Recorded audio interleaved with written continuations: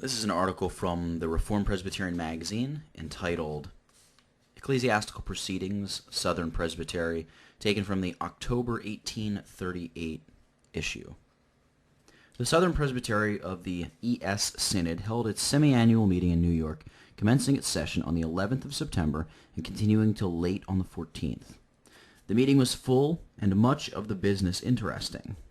Reverend J.M. Wilson was chosen clerk, the former clerk having resigned. Considerable time was spent on the Book of Government and Discipline and the overture relating to the Jury Act sent down by the General Synod to the presbyteries for examination. 2 pieces of trial were received from Mr. Andrew Stevenson, student under the care of Presbytery, which were highly satisfactory and unanimously sustained. Subjects of other trials were assigned to Mr. Stevenson with a view to his licensure at the next meeting of Presbytery. Mr. John Robinson was taken under Presbytery's care as a student of theology. It is encouraging to mark the increasing prospect of additional laborers in the Lord's vineyard by the accession, from time to time, made to the number of those who are prosecuting studies with a view to the holy ministry. This presbytery has now 4 theological students under its charge.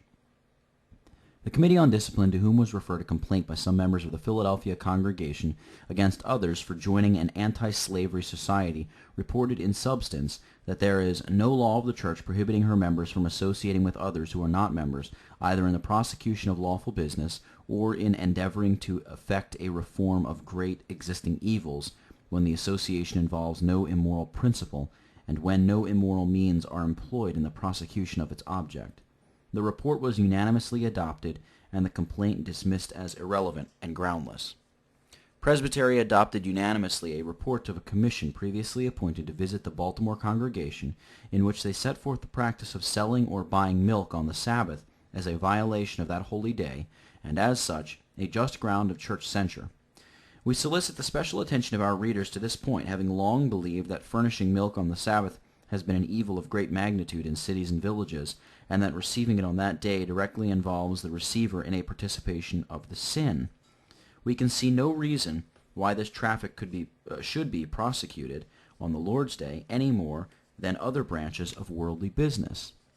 The following appointments of supplies were made for vacant congregations and societies: Mr. Gailey, 4th and 5th Sabbath September, and the 3rd and 4th Sabbath March; Hudson, 3rd and 4th October, 1st November, the 1st, 2nd, 3rd, 4th April; Galloway, 2nd, 3rd, and 4th November, 1st and 2nd December; Courtite and Bovina, 4th December, 1st, 2nd, 3rd, 4th January, and 1st February; Concoquigo, 2nd, 3rd, and 4th February, 1st and 2nd March; Baltimore, Mr. Wallace, 4th and 5th September, 1st and 2nd December, 3rd and 4th March, 1st and 2nd April; Second Congregation, New York, 3rd and 4th October, 1st November; Baltimore, 2nd, 3rd, 4th November; Concoquigo, 2nd and 4th December, 1st and 2nd January; Galloway, 3rd and 4th January, 1st and 2nd February; Courtite and Bovina, 4th February, 1st and 2nd March; White Lake, 3rd April; Hudson,